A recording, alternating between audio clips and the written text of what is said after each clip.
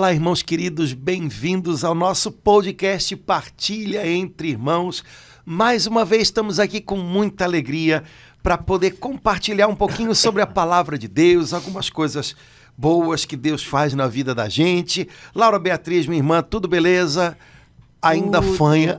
Ainda um pouquinho, Padre Antônio, mas melhorando. E assim, numa semana, numa maior expectativa, Padre Antônio, domingo que vem, canonização. Ah, é verdade, 2 novos santos. Amigos, 2 jovens, né, Padre Pois Antônio? é. Pier Giorgio Frassati e o Carlo Acutis, com uma expectativa grande. Quem não conhece, o Carlo Acutis está bem famoso, muita gente no Brasil conhece, fora também, claro, mas as pessoas acho que conhecem pouco o Frassati, que era um montanhista, inclusive pouco tempo antes dele falecer, ele subiu a montanha. E a foto mais conhecida dele é Verso Alto, que eu amo, é Rumo ao Alto, lembra Corações ao Alto. Então, o Padre Antônio estava pensando assim, da gente falar sobre santidade e pecado. O que o senhor acha? Vamos nós. O Carlo Acutis tem uma virtude muito grande, que ele era devoto de Santa Gema, né? Eu não sabia disso! Tem uma virtude a mais. Mais um ponto em unidade com o Ele senhor. foi a Lucca uma vez em peregrinação e ele deixou, porque nas casas onde Santa Gema morou, viraram santuários, então tem um caderno de visitante, né? Então, numa delas, ele deixou um bilhetinho para ela, deixou escrito para que ela intercedesse por ele. Nossa, Padre Antônio. E tal, muito legal. Que lindo! E muita coisa sobre ele que talvez não seja tão divulgada, né? Se fala muito sobre o apostolado dele nas redes sociais e tudo, mas talvez se fale um pouco menos sobre o cuidado dele com os mais pobres, né? Ele tinha uma atenção especial, tirava, né, do dinheirinho dele de mesadas e tal, parte para ajudar os pobres. Não sei se é verdade, estou passando o peixe que me venderam, mas eu acho que é verdade, porque foi um padre que escreveu um livro há pouco tempo atrás, dizendo que no sepultamento dele havia muitos pobres que ele ajudava. Eu também vi, né? isso, Padre Antônio. E ele era de uma família bastante, né, bem situada, então a maneira como ele tratava as pessoas que trabalhavam na casa, né, tanto é que ele parece que recebeu um ardor assim de fé de uma senhora que cuidava dele, e depois o testemunho dele converteu um outro senhor que trabalhava na casa. Então, o cuidado dele com as pessoas que trabalhavam para a família, essas coisas são importantes da gente saber, para não ter a impressão de que apenas a santidade dele tem a ver apenas com o estar na internet, ou o modo como ele estava na internet, que sem dúvida foi muito positivo, mas tinha a ver também com o relacionamento com as pessoas, com o cuidado com os mais pobres. Essas coisas todas, né, fazem parte de um todo, né? Porque santidade tem a ver com isso, né, com integridade de vida. Quando Deus entra na vida da gente, ele não remenda um pedacinho ou outro, né? Ele dá uma vida nova.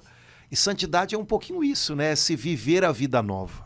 E um outro dado que normalmente a gente acha que separa da santidade, tanto Pier Giorgio Frassati quanto Carlo Acutis eram de famílias de classe alta, eram de famílias, vamos dizer, ricas, né?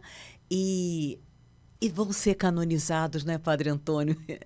Com toda... A igreja tem santo para todo tipo. Pois é. A gente tem santos mendigos, né? São Exato. José Bento Labre. São Roque foi um pouco assim, como peregrino. A gente tem santos da nobreza, né? Santos que foram reis, né? São Luís, rei da França. E temos agora o processo de canonização do último imperador do Império Austro-Húngaro, né?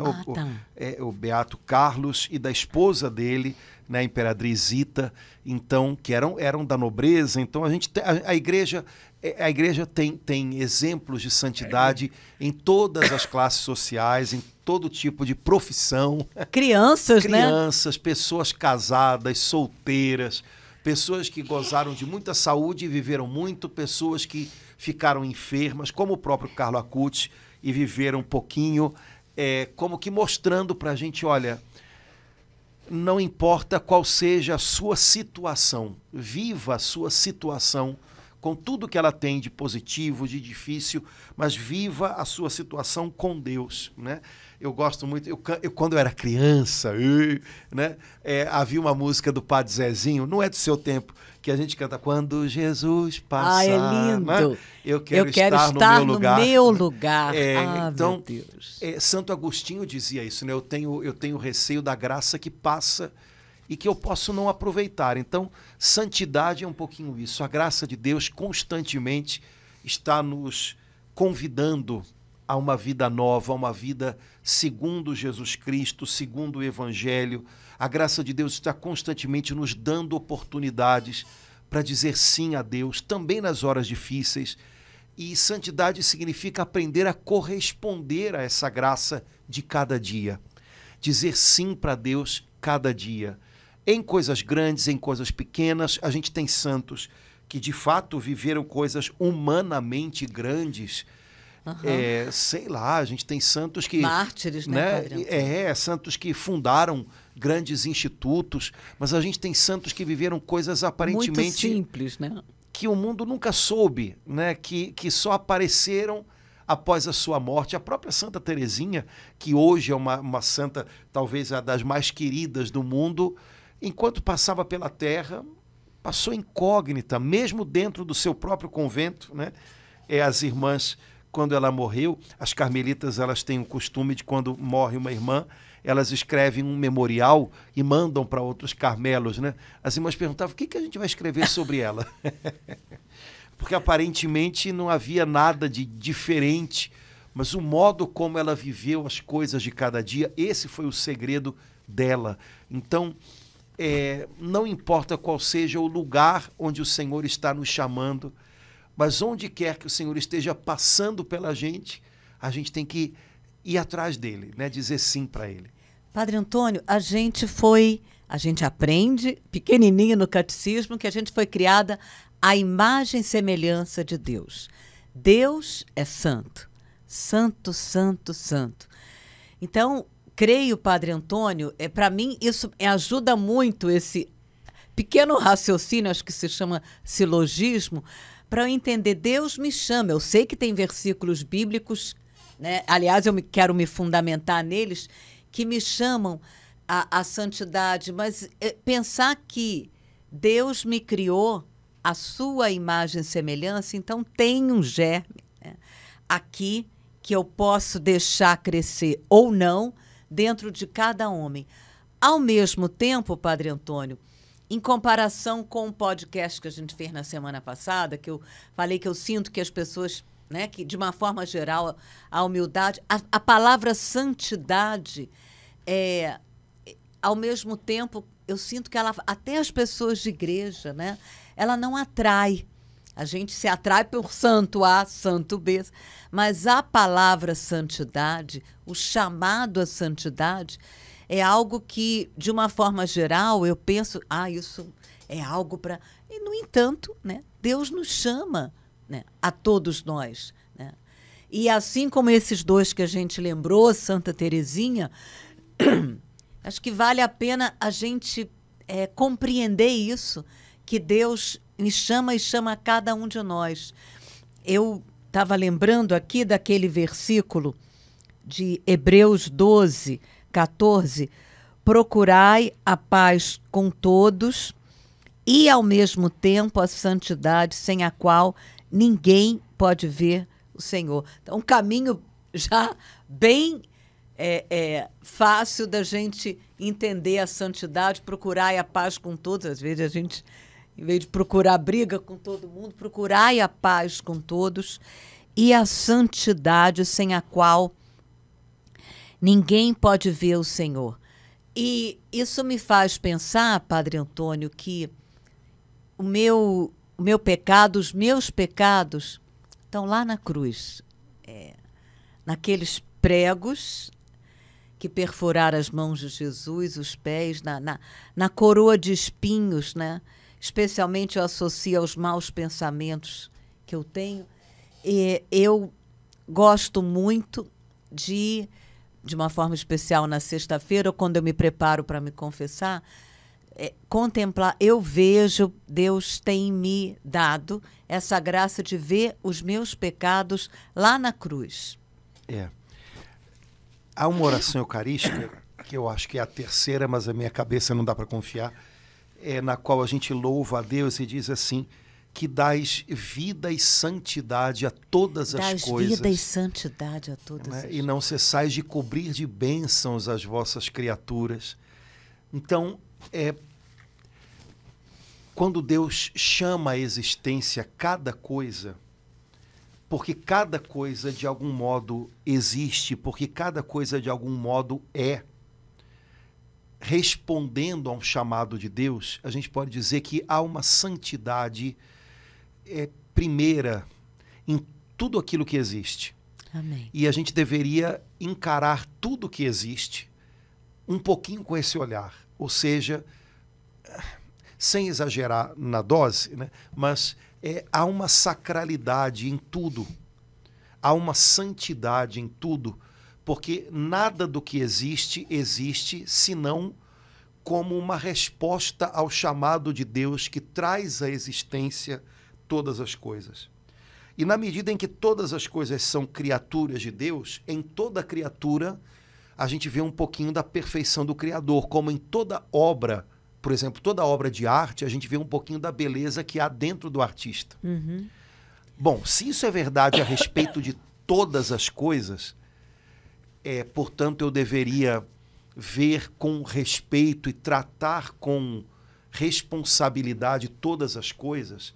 Daí um pouquinho o sentido cristão do discurso sobre, por exemplo, a criação, o cuidado com a natureza.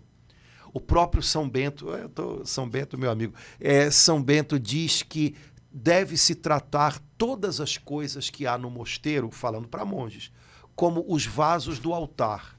Ou seja, eu devo cuidar de tudo aquilo que foi posto a meu serviço como algo sagrado. Imagina se a gente fizesse isso na nossa paróquia. Beijo pro pessoal. Imagina se a gente fizesse isso na casa da gente. Ai. Né?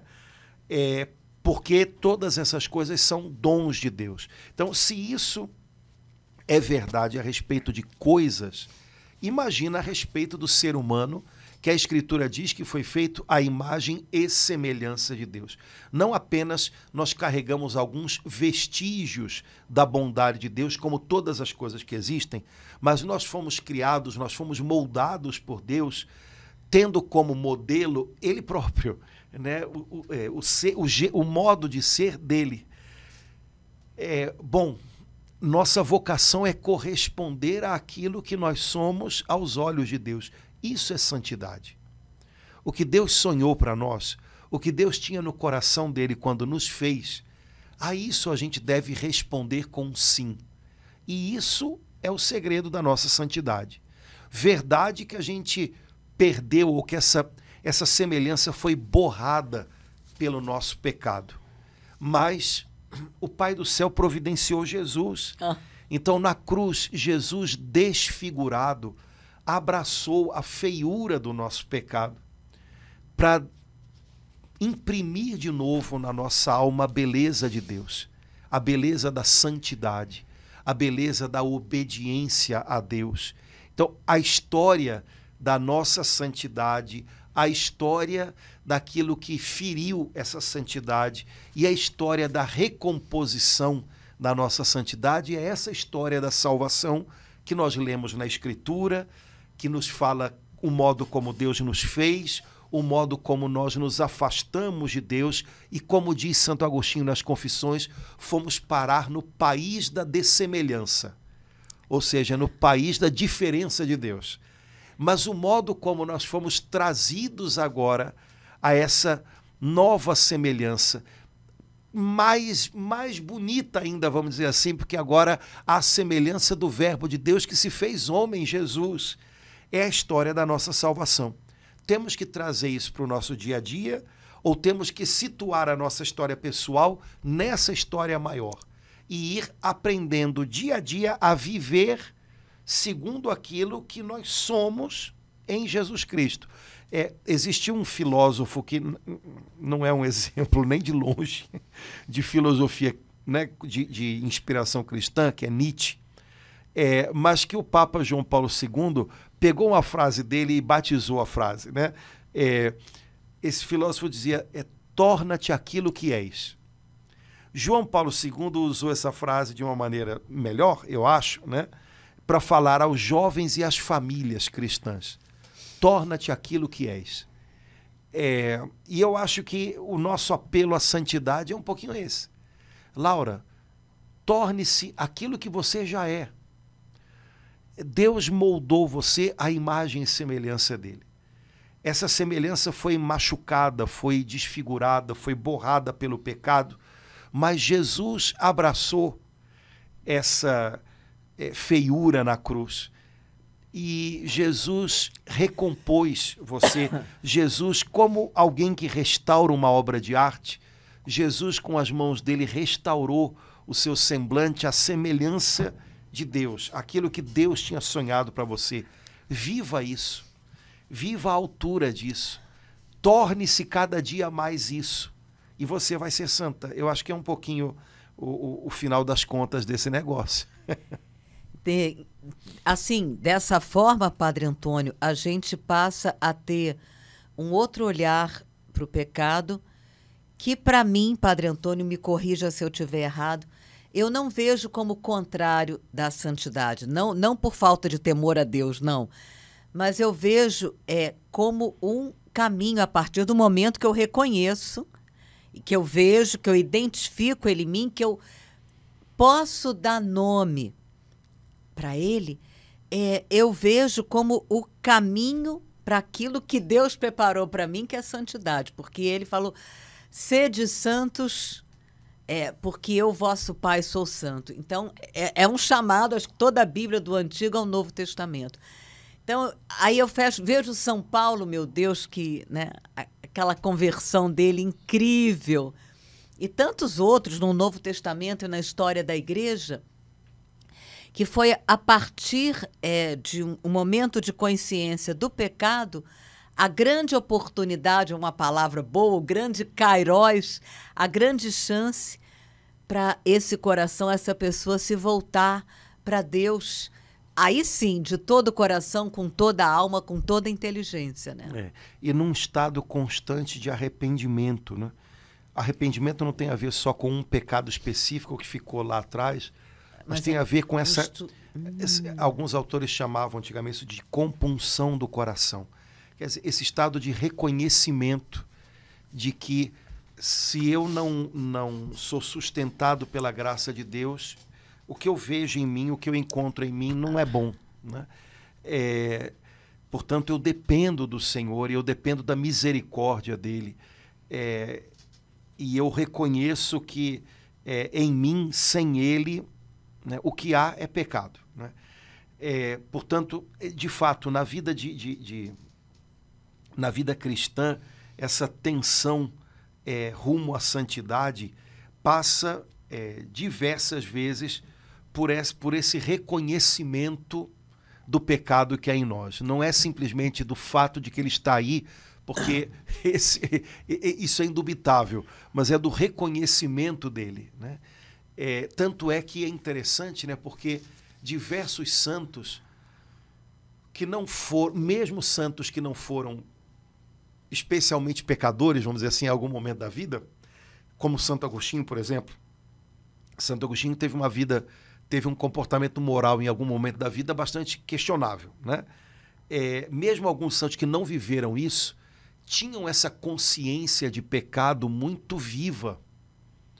E dizem os entendidos que quanto mais perto de Deus a gente está, mais essa consciência de pecado é clara. Né? Então, quem não tem essa clareza de pecado, necessariamente não significa que é porque seja impecável, mas é porque talvez não tenha essa proximidade com a luz de Deus, debaixo da qual a gente vê o estado da nossa alma sem Ele, e isso nos causa temor. Né?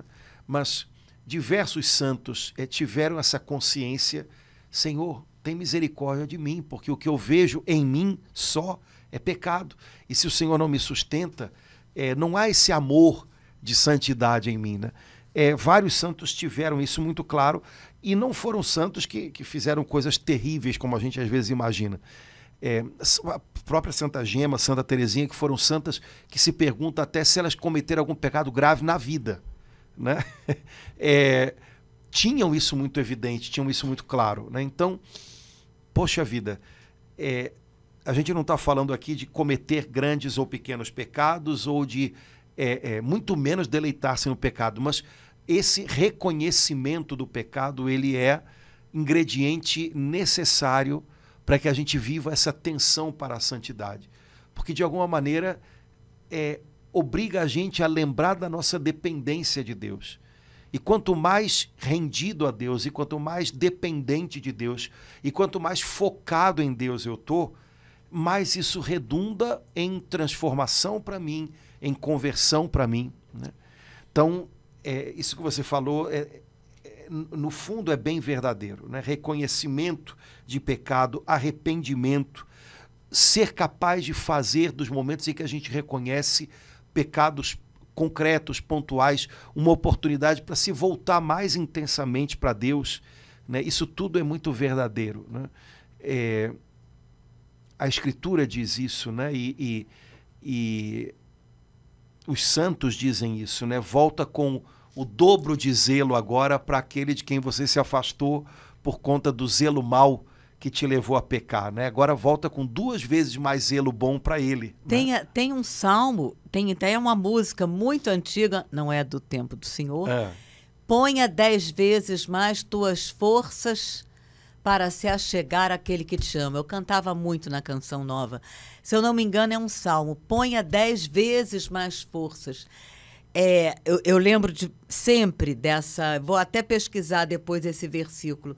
É isso, no momento da consciência, daquilo que manchou, que nos afastou, que entristeceu o coração de Deus, né? Tem aquela palavra, não entristeçais o Espírito Santo. A gente entristece o coração de Deus, né? Isso, né, deixa a gente com o nosso pecado. E aí esse versículo nos leva a fazer exatamente aquilo que São Paulo fez, que Santo Agostinho fez quando tomou consciência, por 10 vezes mais desejo de buscar o Senhor, né? Exato. Ninguém está pronto, isso é um caminho que dura a vida toda. Pode ser que a gente tenha um momento de transformação que a gente costuma chamar de conversão, né? É o momento em que a gente consegue fazer um antes e um depois. Mas existem conversões que vão acontecendo no coração da gente aos pouquinhos, né? Nas quais o Senhor vai vencendo barreiras, vencendo resistências em nós, ou vai nos conduzindo com mais generosidade na direção de algo que Ele deseja de nós. Então a gente pode falar que há várias conversões ao longo do nosso caminho, ainda que tenha havido um momento específico de conversão em que a gente percebe, meu Deus do céu, daqui eu não posso mais voltar atrás, né? Eu não posso mais ser igual, né? E que talvez tenha acontecido na vida de muitos de nós, né? É um momento em que a gente foi surpreendido pela graça de Deus, em que ela nos, vamos dizer assim, partiu ao meio, né? E fez a gente perceber, daqui para frente tem que ser diferente.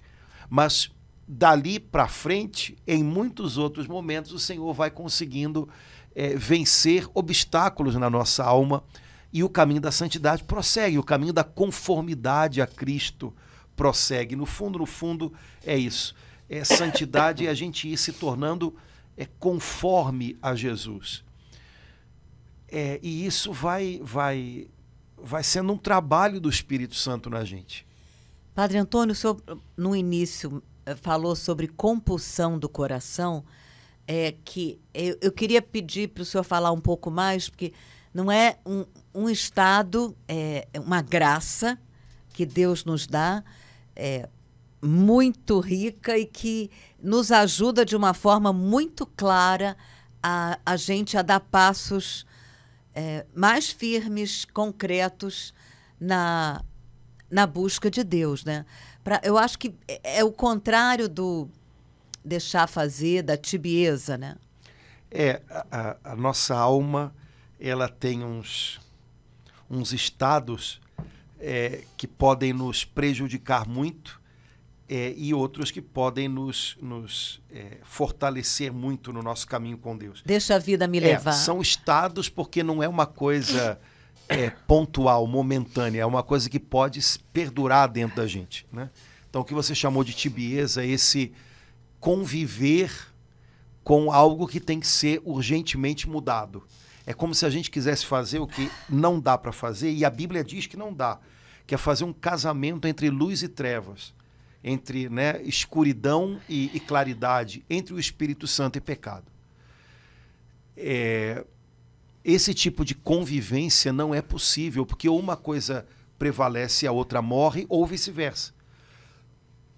Então, se eu vivo num estado de tibieza, né, ou seja, dessa mornidão espiritual, dessa frieza, dessa tentativa de convivência entre coisas que são irreconciliáveis, ou em algum momento, né, vai prevalecer a oração, por exemplo, e vai morrer, sei lá, a minha vontade própria, a minha autocomplacência, ou em algum momento vai prevalecer a minha vontade própria, vai prevalecer a minha frieza de coração e vai morrer a oração. E por aí vai. Quer dizer, não dá para essas coisas conviverem por muito tempo. Você pode fazê-las aparentemente conviver durante um períodozinho, mas uma sufoca a outra. Então, ou vence a oração, ou vence a minha vontade própria. Essas duas coisas, uma vai matar a outra. Para Antônio, então, por isso que Jesus falou aquela palavra terrível, que ele vomita os mornos antes você fosse quente ou frio. É disso que ele Porque a pessoa fria, ela mal ou bem, ela sabe que ela está na pior. Entendeu? Ela sabe que ela está na pior. Caramba, eu estou mal. A pessoa tíbia, a pessoa que pensa poder fazer conviver pecado e a ação do Espírito Santo, ela tem a impressão de que ela está caminhando, quando na verdade ela está parada. Esse é que é o problema. Você pensa que está num bom caminho, quando na verdade você não está em caminho nenhum. O contrário dessa frieza, dessa mornidão, dessa tibieza, desse casamento impossível, é a compunção de coração. Ou seja, Senhor, tem misericórdia de mim. Senhor, eu preciso da Tua graça. Senhor, não permite que prevaleça em mim. É esse estado de vigilância interior, né? e de quebrantamento interior. Ultimamente o pessoal usa muito essa palavra, quebrantamento. Antigamente se chamava compunção. Então, é quebrantamento interior. Eu sei que eu não posso fazer conviver muito tempo graça e pecado. Isso não funciona, isso é um casamento que não existe. Então, Senhor, me socorre, né? Esse estado de vigilância interior, ele se manifesta em muitas coisas, também numa oração mais constante, né? Muita gente conhece, né, uma prática que vem lá dos monges, né, do início da igreja, e de modo especial os cristãos do Oriente têm muito essa prática, a prática da oração, oração de Jesus, que eles chamam, oração do nome de Jesus, né, que é sempre que for possível, até que isso se torne algo constante, clamar por ele, né? Jesus, Filho do Deus vivo, tem piedade de mim, pecador, né? Os monges aprendem a transformar essa pequena jaculatória, como a gente chamaria, numa música interior, né? Que te mantém focado nessa dependência de Deus e nessa consciência, Senhor, tem misericórdia de mim, tem piedade de mim, porque eu sou um pecador e eu sozinho não saberia fazer outra coisa senão pecado, então me socorre. Então, essa vigilância interior, né, esse estado de atenção para Deus e, por outro lado, de cuidado para com a minha própria alma, isso que a gente chamava antigamente de compunção, isso que muita gente chama hoje de quebrantamento, isso é um estado de alma, eu devo tender para isso. Porque o outro estado de alma, que é essa mornidão, que é essa aparência de casamento entre trevas e luz, entre Espírito Santo e pecado. Isso é uma loucura, mas é a loucura na qual talvez, não sei se a maioria dos cristãos vive, mas talvez a gente viva uma boa parte da vida da gente. Só que é uma grandíssima ilusão. Você tem a impressão de estar caminhando quando, na verdade, você está estagnado. Eu não faço nada para vencer o pecado porque eu tenho alguns sinais de vida interior. Quando, na verdade, isso tem os dias contados e eu posso estar vivendo de uma aparência de vida interior que, na verdade, é um restinho de sei lá o quê, de cristianismo que eu carrego ainda dentro de mim. Quando, na verdade, cristianismo real, cristianismo vivo, não é um restinho de bom comportamento, mas é santidade de vida. Né? Não é um restinho de qualquer coisa, mas é uma vida íntegra, inteira, abundante na presença de Deus. Isso é cristianismo. Isso que o senhor falou, que descreve a luta diária da maioria de nós, isso, em algum momento, a gente, ou porque a gente não está bem, ou por preguiça, ou por ilusão, como o senhor falou, a gente corre o risco de achar que já não é tão importante. Não, como eu já tenho, né, bom tempo de caminhada, eu sinto assim uma sutileza aí, né, uma facilidade da gente cair no contrário da compulsão, né, Padre Antônio? Eu não sei de onde é que a gente tirou essa história de que tempo de serviço faz algum tipo de dá algum tipo de garantia, né? Não, como se fosse a primeira vez, como se fosse o primeiro dia, vamos nós. Porque senão a gente pode correr esse risco, né? Já tem muito tempo, então a gente se acomoda muito facilmente, a gente se acostuma com as coisas mais santas, mas isso não é um bom caminho, né? Acostumar-se com Deus, acostumar-se com as coisas de Deus, isso geralmente leva a gente para um estado de frieza ou de mornidão que é prenúncio de coisas ruins. Então, não se permitir entrar nisso, não se permitir entrar nisso, né? Não importa, né, o grau a que tenhamos chegado de São Paulo na carta aos Filipenses, né? Como se fosse o primeiro dia, nos lançamos à frente, né, deixando qualquer outra coisa para trás, e recomeçamos, e recomeçamos. A vida cristã é um constante recomeço. Se a gente perde isso de vista, a gente corre o risco de entrar nessa acomodação, nesse comodismo, que é raiz de muitos males, né? Eu acho que é uma das coisas interessantes que a Bíblia conta, não sei, acho que há pouco tempo até a gente até comentou isso aqui, a respeito do rei Davi, né? O rei Davi foi um homem que a maior parte da vida passou batalhando, né? Davi, por uma série de motivos, inclusive militares, não foram batalhas só interiores, né? Batalhas reais ali. Ele teve que organizar o território do povo judeu e teve que ter estratégia, organizar as tribos para que elas tivessem uma certa unidade, e havia sempre povos outros querendo bagunçar aquele iniciozinho ali de reino que ele conseguiu realizar e tal. E quando se fala do momento mais crítico da vida de Davi, que é quando ele adultera, né, com a esposa do general do exército dele, enfim, e depois bota a vida do homem em risco, né? O seu general acaba morrendo porque Davi decide colocá-lo num lugar vulnerável. A história começa assim: no tempo em que os reis saíam para batalhar, no tempo que os reis saíam para a guerra, Davi decidiu ficar em Jerusalém. E aí entra a história do adultério dele com a esposa de Urias e depois tudo que veio, né? Mas é interessante porque naquele tempo, por uma série de motivos, as guerras eram travadas em épocas, por conta de inverno, por conta de lugares onde havia as lutas e por aí vai. Então, no tempo em que era costume os reis saírem com os seus exércitos para guerrear, Davi decidiu ficar em casa e mandou o exército: vão lutar lá, eu estou Eu estou aqui em casa, vou ficar por aqui.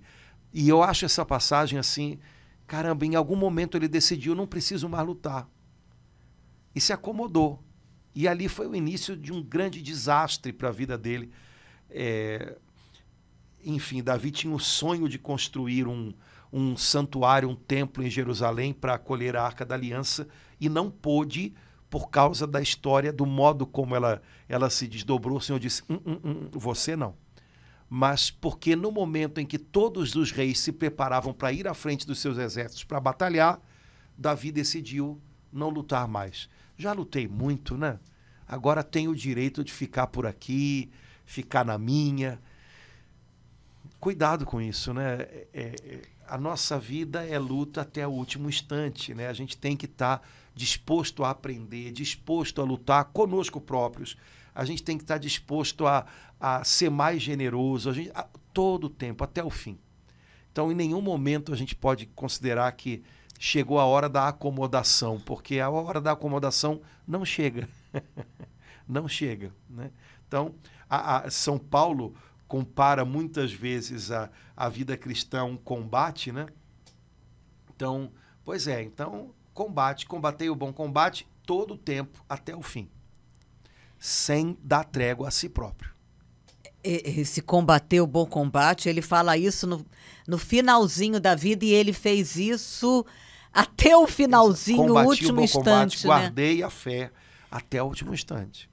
A gente, sinto assim uma grande, principalmente para as pessoas que já estão na caminhada há algum tempo, facilidade de cair nisso, né, Padre Antônio?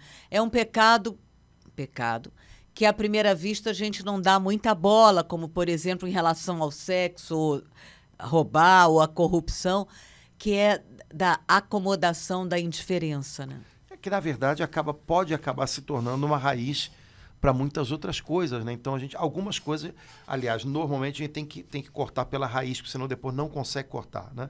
Então, talvez com relação à acomodação, né? Isso tudo para falar, Laura, de santidade, né? Santidade é um cristianismo com medidas cheias. Ou seja, é um cristianismo vivido, real. O que não é santidade é o quê? É um restinho de cristianismo? É o que sobrou? Tá entendendo? E aí, bom, não me consta que ninguém que tenha vivido uma vida agradável a Deus, uma vida santa, tenha podido se acomodar em viver um restinho de cristianismo em algum momento do caminho. Quer dizer, você tem que buscar viver um cristianismo íntegro, inteiro, né, todo o tempo, até o fim, dentro daquilo que é o seu momento de vida, a etapa de vida que cabe a você. Não quer dizer que a gente tenha que fazer grandes coisas, né, o tempo inteiro, mas a gente tem que ser fiel o tempo inteiro. Padre fiel à graça de Deus, né? Eu tenho ficado muito tocada com o que eu tenho lido sobre o Pier Giorgio Frassati, que vai ser canonizado domingo que vem. E uma das coisas que mais me impressionou é que a família ficou muito surpresa no dia do enterro dele. No caso dele, não apenas os pobres, como com Carlo Acutis, porque ele não era bem visto, assim os biógrafos, ele não era compreendido, ele era mal visto pela própria família, que idolatrava assim os outros, né? Era assim, vamos dizer, desprezado, não achavam que ele tinha valores, inteligente, corajoso.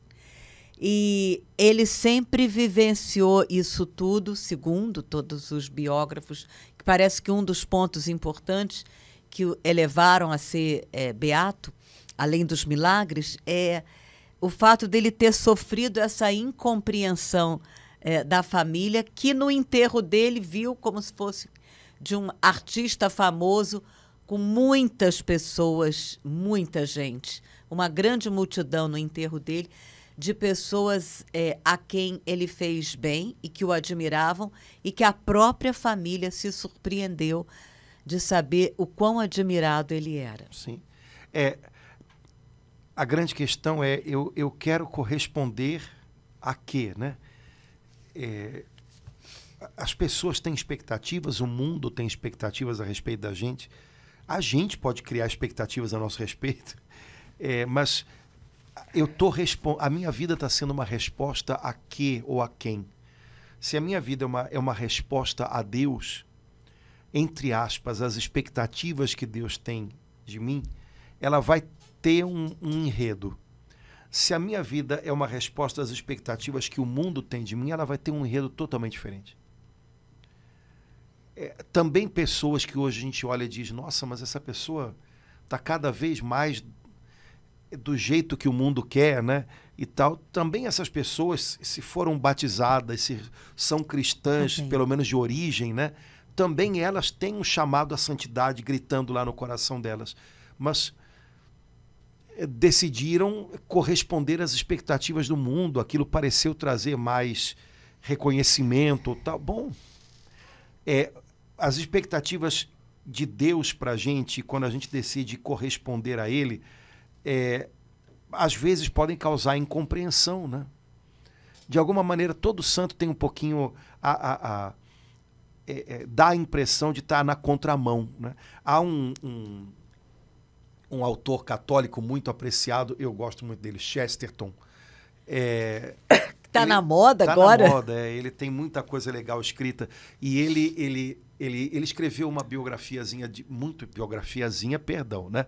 Ele escreveu um texto, não é uma biografia, mas ele escreveu um texto muito interessante sobre São Francisco, outro sobre São Tomás de Aquino, e ele tem uma tirada que ele diz assim, cada santo é mais interessante e fala mais na medida em que ele, como é que a gente pode dizer, na medida em que ele contraria os valores do seu tempo.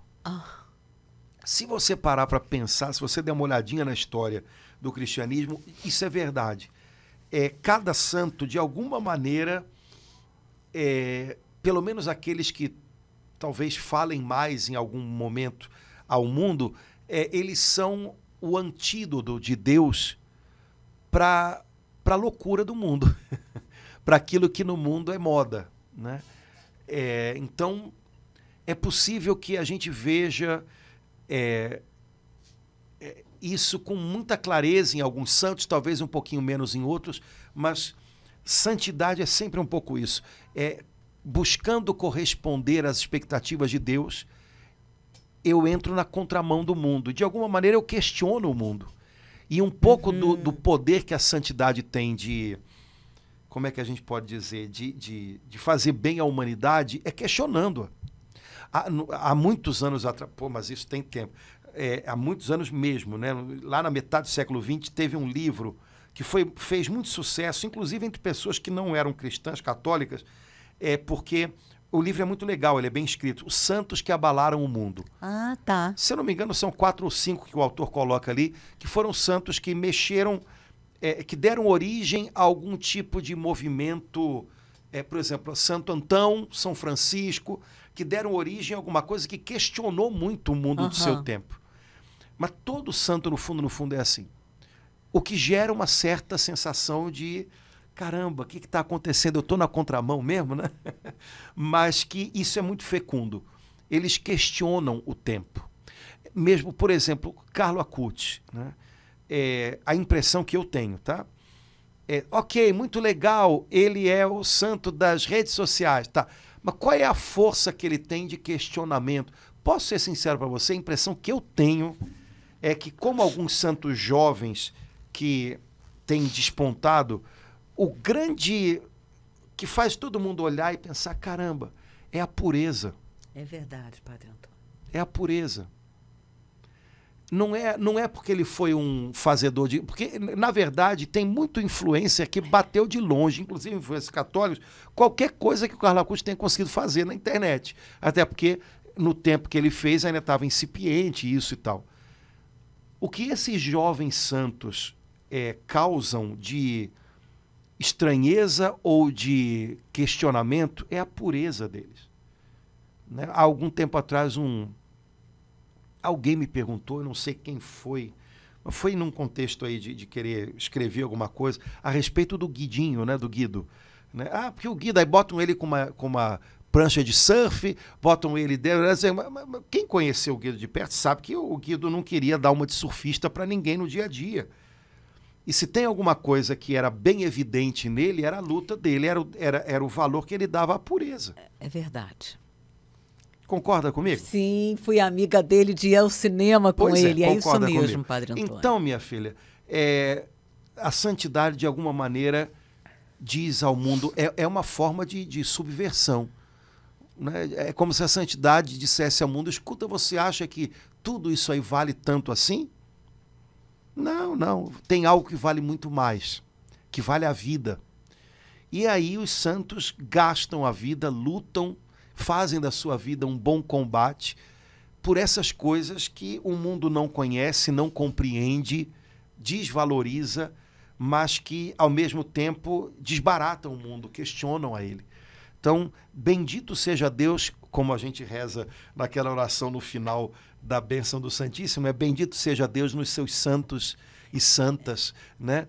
Bendito seja Deus, né? Louvado seja Deus na vida desses homens e mulheres, cuja vida é uma obra-prima do Espírito Santo, porque de alguma maneira eles mostram, isso aqui é o evangelho vivido, isso aqui é o evangelho vivo, isso aqui é o cristianismo. Não são as bobagens que alguns cristãos fazem, não são os escândalos que alguns cristãos dão, mas isso daqui é o cristianismo quando ele é vivido. E isso daqui é a força que vence o mundo. Amém. Né? Então, que venham mais santos. Amém. Né? E que eles façam a gente olhar para o mundo e dizer, não, você não tem a última palavra, você não tem as coisas mais valiosas. O que é mais valioso, a recompensa que vale a vida, está nas mãos de Deus. E que olhando para a vida dos santos e santas, a gente possa ser inspirado a uma vida de generosidade, de entrega, não de mornidão, não de vamos viver qualquer coisa, não acomodação, mas esse cristianismo íntegro, inteiro, né, de medidas cheias, que é o grande desafio que Jesus trouxe para a gente. Que nesse domingo em que a igreja lá em Roma, o Papa Leão vai canonizar 2 jovens, o Espírito Santo desperte isso tudo em nós, nos jovens, nos idosos, nos bem idosos, nos adultos, nas crianças, Padre Antônio. Isso, e haja em nós o maior desejo de nos tornarmos aquilo que nós somos. Isso. Filhos amados de Deus, novas criaturas, para que a gente possa trazer um pouquinho de luz para esse mundo que está precisando tanto, né, de luz no mundo, de sal na terra. Amém. Pois então, vamos viver isso. Amém. Né? Beleza. Gente, obrigado pela companhia. Obrigado pela companhia. Obrigado, Padre Antônio. Tamo junto, coragem. E próximo domingo vamos assistir, com a graça de Deus, cedinho, esse momento lindo da vida da igreja. Né? Um abração, gente. Tchau, tchau. Até logo. Tchau, irmãos.